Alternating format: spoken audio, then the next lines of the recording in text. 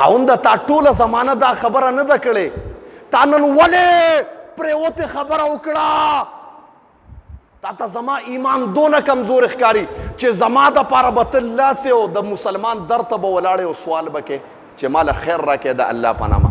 سوال کول ډېر ګران کار دی د ما محترمو. ښځه ورته په جړا شوه، صحابي نن ستا پرېوتې خبره دی د خولې نه څنګه ووته؟ سوال خو حرام دی، ته به نن زما دپاره د حرامو ارتکاب کې، دا ولې نن ستا ایمان دومره کمزوری شه یا زما ایمان درته نه ښکاره کېږي چې ته به زما دپاره سوال کې؟ د مسلمان او د کافر په مابین کې فرق دا مونځ دی د ما محترمو، چې انسان مونځ کوي. یو صحابي و ډېر فقیر و، ډېر غربت والا زمانه و، هره زمانه کې فقیران او داسې چې مزدوري بیا نه میلاویږي.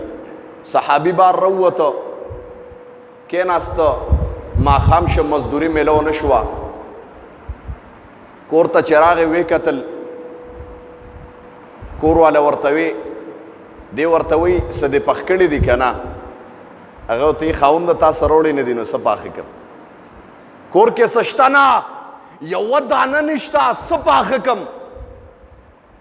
بس دی وی ښه، وی ښځې زه خو ما خو کچکول خور کړی خدای ته بار، ما ورته کچکول غړولی و، خو نن به خدای ته منظوره نه وه، خیر یې پکې وانه چو، مقصد دا د مزدوري میلو نه شوه.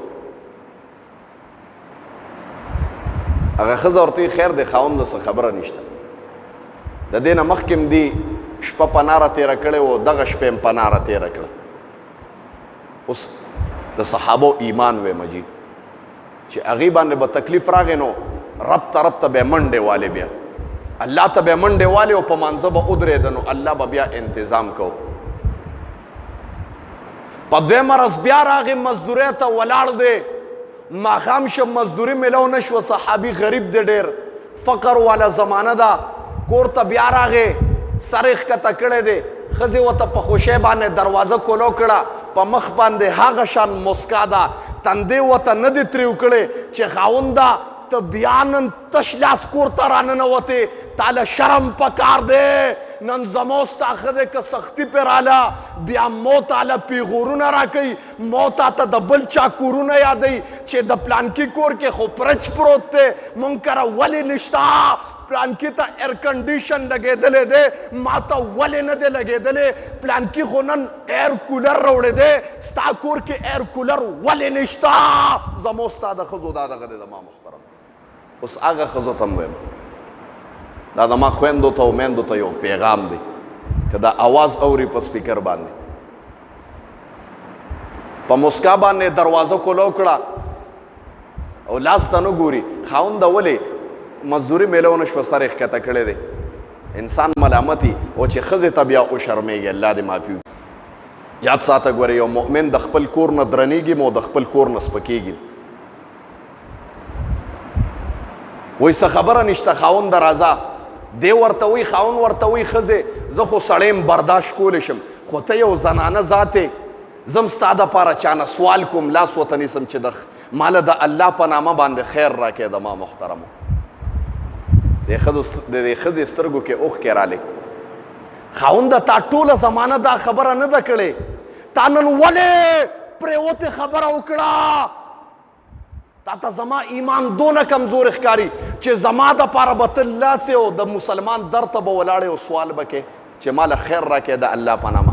سوال کول ډېر ګران کار دی د ما محترمو.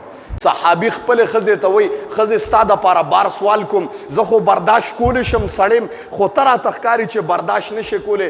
ښځه ورته په جړا شوه، صحابي نن ستا پرېوتې خبره دی د خولې نه څنګه ووته؟ سوال خو حرام دی، ته به نن زما دپاره د حرامو ارتکاب کې، دا ولې نن ستا ایمان دومره کمزوری شه یا زما ایمان درته نه ښکاره کېږي چې ته به زما دپاره سوال کې؟ کم رب چې ټول عمر مونږ داسې ساتلی یو، داسې زمانه نه ده تېره شوې چې مونږ روټۍ نه ده خوړلې، هره شپه مونږ په مړه باندې خوب کړی دی، دا 2 شپې کیدی شي رب ته منظوره یي، نه مو تا به نن په ناره باندې اوده شو که نه د ما محترمو. ټوله زمانه رب را کړې ده، که دا 2-3 شپې پکې ناره تېره شوه نو څه چلو شو؟ ټول عمر خو رب ورکوي که نه؟ لقمان